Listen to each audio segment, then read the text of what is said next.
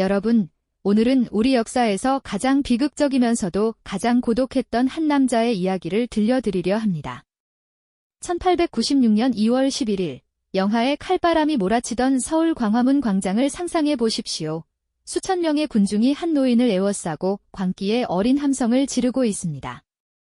한때 이 나라의 살림을 책임지던 총리 대신이었던 이 노인은 지금 백성들의 손에 의해 처참하게 난도질 당하고 있습니다. 심지어 어떤 이들은 그의 살점을 도려내 입에 넣고 씹으며 매국노의 고기를 먹자고 외칩니다. 도대체 이 노인은 누구이기에, 그리고 무엇을 잘못했기에 일국의 재상이라는 자가 길거리에서 짐승보다 못한 대우를 받으며 죽어가야 했을까요? 그의 이름은 김홍집입니다. 오늘 삼천갑자에서는 친일파라는 지독한 낙인 속에 가려진, 그러나 누구보다 조선을 사랑했던 마지막 선비 김홍집의 피 맺힌 24시간을 추적해 보겠습니다. 김홍집은 사실 태어날 때부터 앞길이 탄탄대로인 명문가 자제였습니다. 숙종의 계비인 인원황후 가문의 후손이었고 아버지는 대사헌을 지낸 거물급 인사였죠. 그는 어려서부터 실학의 대가 박규수의 문화에서 글을 배우며 세상을 보는 눈을 넓혔습니다. 당시 사람들은 그를 비오는 날의 남학신이라고 불렀습니다. 평소에는 신지 않지만 비가 오고 땅이 질척거려 아무도 나서지 않을 때 꼭 필요한 존재라는 뜻이었죠. 즉, 나라에 난리가 나고 수습이 불가능할 때마다 고종 임금이 가장 먼저 찾는 해결사가 바로 김홍집이었습니다. 하지만 그의 운명을 바꾼 건 1880년, 일본의 수신사로 다녀오면서 가져온 한 권의 책이었습니다. 바로 조선책략이라는 책이었죠. 러시아를 막으려면 중국과 친하고 일본과 맺고 미국과 이어져야 한다는 이 책의 내용은 당시 조선 선비들에게는 그야말로 하늘이 무너지는 소리였습니다. 이때부터 김홍집의 이름 앞에는 되 대신, 즉 일본의 앞잡이라는 꼬리표가 붙기 시작합니다. 그가 가는 길마다 유생들은 돌을 던졌고 대궐 앞에는 그의 목을 치라는 상소문이 산더미처럼 쌓였습니다. 여러분이라면 이런 비난을 견디며 나라를 위해 일할 수 있었을까요? 김홍집에게 닥친 진짜 문제는 외부의 적이 아니라 자신이 그토록 지키려 했던 조선의 백성들과 임금이 그를 믿지 않는다는 것이었습니다. 그는 온건 개화파였습니다. 갑자기 세상을 뒤엎자는 게 아니라 조선의 전통을 지키면서 서양의 좋은 제도를 천천히 받아들이자는 주의였죠. 하지만 시대는 그를 기다려주지 않았습니다. 일본은 총칼을 앞세워 개혁을 압박했고 백성들은 일본군 뒤에 서 있는 김홍집을 보며 증오를 키워갔습니다. 이때 김홍집을 지탱해준 건 박규수의 가르침과 자신의 내면에서 들려오는 목소리였습니다. 누군가는 흙탕물을 뒤집어 써야 한다. 그게 나라면 기꺼이 그리하겠다. 그는 알고 있었습니다. 자신이 추진하는 개혁이 일본의 강압에 의한 것이라는 비판을 피할 수 없음을요. 하지만 그는 신분제를 폐지하고 노비를 해방하며 과부의 재혼을 허용하는 파격적인 개혁을 단행했습니다. 우리가 지금 누리는 평등한 세상의 기초가 바로 이 고독한 노인의 손에서 시작된 것입니다. 그의 계획은 명확했습니다.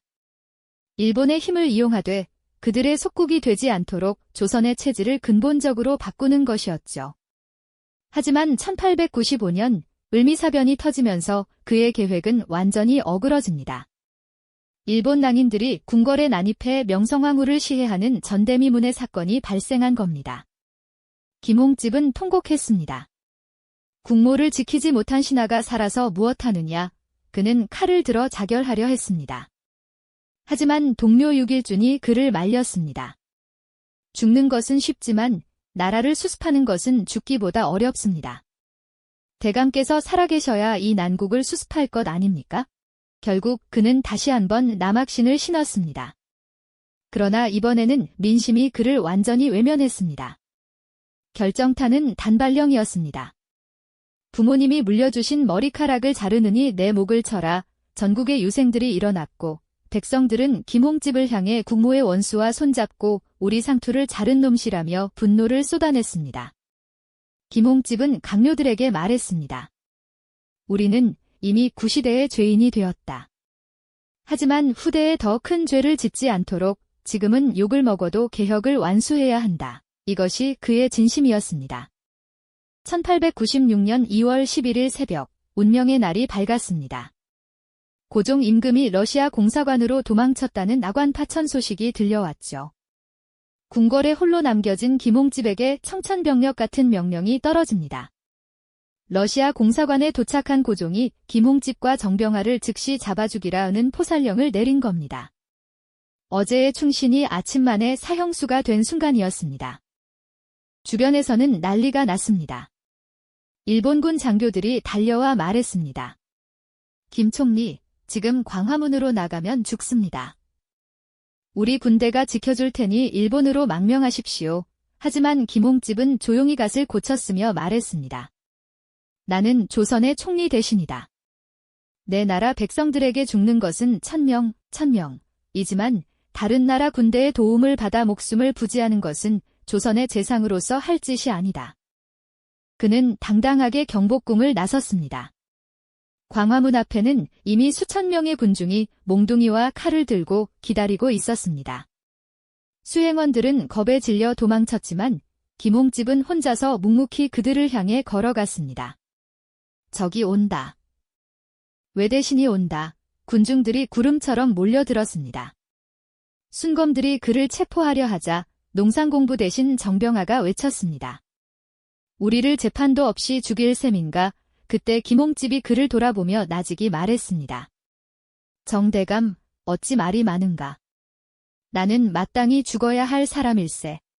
그 말이 끝나기가 무섭게 몽둥이 세례가 쏟아졌습니다. 김홍집은 광화문 해태상 앞에서 차가운 돌바닥에 쓰러졌습니다. 수십 명의 순검과 백성들이 그의 가슴과 등을 난도질했습니다. 55세의 노정객은 단 한마디 비명도 없이 그렇게 숨을 거두었습니다. 하지만 비극은 죽음으로 끝나지 않았습니다. 흥분한 군중은 시신의 새끼줄을 묶어 종로거리까지 질질 끌고 다녔습니다. 시신은 갈기갈기 찢겨 형체를 알아볼 수 없게 되었고 살점을 떼어가는 이들까지 있었습니다. 한나라의 재상이 평생을 바쳐 지키려 했던 백성들의 손에 의해 가장 참혹하게 분해된 것입니다. 더 슬픈 이야기는 그의 집에서 전해집니다. 김홍집의 부인은 남편의 비보를 듣고 결심했습니다. 관비로 끌려가 수모를 당하느니 남편의 뒤를 따르겠다고 말이죠. 그녀는 어린 아들에게 독약을 먹이고 자신도 스스로 목숨을 끊었습니다. 한 가문이 그렇게 멸문지화를 당하며 역사 속으로 사라진 겁니다. 여러분, 이 이야기를 들으시면 어떤 생각이 드시나요? 김홍집은 정말 나라를 팔아먹은 매국노였을까요? 아니면 시대를 앞서간 고독한 선구자였을까요? 역사는 참으로 묘합니다.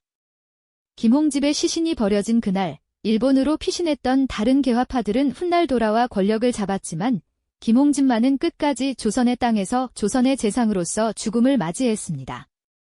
그가 죽고 14년이 지난 1910년, 대한제국이 망하기 직전에야 고종은 그에게 충원이라는 시호를 내렸습니다. 죽을 때까지 원망했던 임금이 뒤늦게 그의 진심을 인정한 것이죠. 또한 김홍집의 사위였던 이시영 선생은 장인의 비극을 가슴에 품고 평생을 독립운동에 헌신했습니다. 그리고 대한민국 임시정부를 거쳐 우리나라의 초대 부통령이 되셨죠. 김홍집이 꿈꿨던 강한 조선의 불꽃은 그렇게 사위를 통해 대한민국으로 이어졌습니다. 우리는 흔히 역사를 흑백 논리로만 봅니다. 친일 아니면 항일, 애국 아니면 매국. 하지만 김홍집이라는 인물의 삶을 들여다보면 그 경계선에서 피를 흘리며 서 있었던 한 인간의 고뇌가 느껴집니다. 그는 일본이 좋아서 손을 잡은 게 아니었습니다. 힘없는 나라의 재상으로서 나라가 완전히 망하는 것만은 막아보려 일본의 칼날 위를 맨발로 걸었던 것입니다. 광화문을 지나실 때 해태상을 보며 한 번만 떠올려 주십시오. 130년 전 그곳에서 나는 조선의 총리다라고 외치며 죽어갔던 그 노신사의 뒷모습을 말입니다. 그의 죽음은 실패처럼 보였지만 그가 뿌린 개혁의 씨앗은 오늘날 우리가 누리는 자유와 평등의 밑거름이 되었습니다. 자, 그럼 여기서 조금 더 깊은 이야기를 나눠볼까요? 사실 김홍집의 죽음은 당시 조선이 처했던 거대한 문명의 충돌을 상징합니다. 500년을 이어온 성리학의 세계관과 한 번도 겪어보지 못한 서구 근대 문명이 정면으로 충돌한 사건이었죠. 백성들이 그의 살점을 씹으며 분노했던 건 단순한 증오가 아니라 자신들의 삶의 방식이 송두리째 뽑혀나가는 것에 대한 공포였을지도 모릅니다. 김홍집은 그 공포의 최전선에 서서 모든 화살을 대신 맞았습니다. 그는 알고 있었습니다. 자신이 상투를 자르라고 명령하는 순간 수백만 백성의 원수가 될 것임을요. 하지만 그는 지금 자르지 않으면 나라가 잘린다고 생각했습니다. 그가 추진했던 은본위제 화폐제도, 도량형 통일, 그리고 과거제 폐, 이 모든 것들이 사실은 지금 우리 경제와 행정의 뿌리가 되었습니다. 우리는 너무나 쉽게 한 인물을 평가하곤 합니다. 하지만 김홍집의 삶을 보면 평가라는 말이 얼마나 무거운지 새삼 깨닫게 됩니다. 그는 죽음을 예감한 그날 아침, 무슨 생각을 하며 갓을 고쳐 썼을까요? 아마도 거울 속의 자신을 보며 조선의 총리로서 부끄럽지 않게 죽자고 다짐했을 겁니다. 남의 나라 군대 뒤에 숨어 목숨을 구걸하느니 차라리 내 백성들의 매를 맞으며 죽겠다는 그 고집.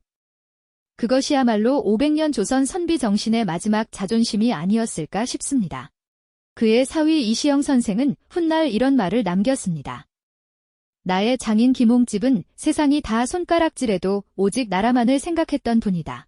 그 한마디에 김홍집의 평생이 담겨 있습니다. 나라가 풍전등화의 위기에 처했을 때 누군가는 욕을 먹으면서도 나룻배를 저어야 합니다. 김홍집은 기꺼이 그 사공이 되었고 거센 파도에 휩쓸려 사라졌습니다. 하지만 그가 저었던 노질 덕분에 조선이라는 배는 비록 상처투성이가 되었을지언정 역사의 다음 페이지로 넘어갈 수 있었습니다. 오늘 이 긴 이야기를 끝까지 들어주신 여러분, 감사합니다. 여러분의 마음속에 김홍집이라는 이름이 되대신이 아닌 조선의 마지막 고독한 기둥으로 기억되길 바랍니다. 다음 시간에도 더 흥미롭고 가슴 뭉클한 역사 이야기로 찾아뵙겠습니다. 지금까지 삼천갑자였습니다.